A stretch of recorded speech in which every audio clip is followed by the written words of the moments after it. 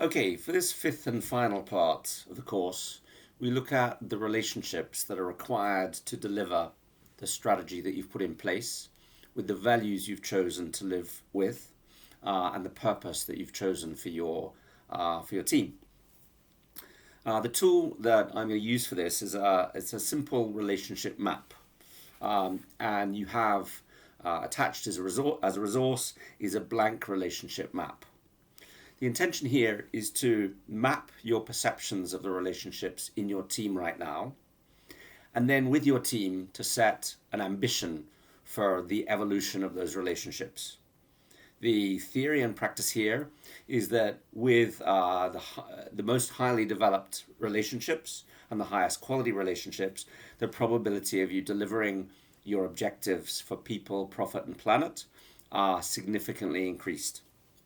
So this is the way that it works. This is a template which you'll be able to see when you look at the materials attached to this course. Here you can see that we are going to try to map the individuals as part of the team. We're going to be trying to map the type of relationship they have with each other and whether they have conflict or whether they have creative tension with each other. Equally, we're going to be mapping a topic. So in a moment, I'm going to show you an example of a relationship map. And this is the way I suggest that you operate with this. You can do this by yourself if you're the team leader, but much more powerfully would be to actually sit with your team and ask each individual to map their perceptions of the relationships between each team member and the topic, in our example, the business plan, and to do that separately. And then to share it with each other, just in 30 seconds, this is my map, and this is how I see everybody's relationships. This might not sound very controversial, but you'll find that there are differences in perception of the way relationships are in your team. Once you've listened to each person, and there's no particular need to comment on each person's relationship map, at that point, it could be beneficial to ask every person to map their ambition as to what the relationships could or should be like. And this is in order to deliver the plan that you've set for your business. And then once you've set that ambition individually, you could share that amongst the team. Each of you spend 30 seconds explaining what is your relationship ambition across the team. It might be okay to keep tenuous relationships or to maintain creative tension, or you might want creative tension amongst all the relationships. So that would be a change maybe from the initial plans as they were, or the maps as they were written out.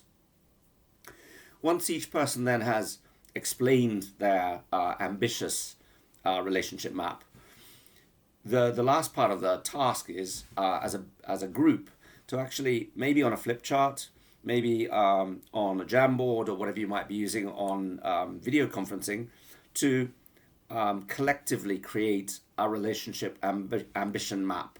So the relationship map as you would like it to be. Once you've done that, and that can take a bit of time and some disagreement as to where people need to be and how the relationships need to be, the next step would be to choose 3 actions which will actually step you towards that relationship ambition. This might be a different way of meeting. This might be specific initiatives which deepen your relationships. This may be different procedures or processes that will help your relationships to develop. So what we're doing here is we're starting from a perception of relationships to a particular topic. We are then mapping each person's perception. We're then mapping an ambition for each person. Then we're mapping an ambition for the team. Then we're creating some actions for the team to actually move towards that ambition. And just before I finish this section, this is an example of a map. So here the topic is the business plan. We have 5 individuals.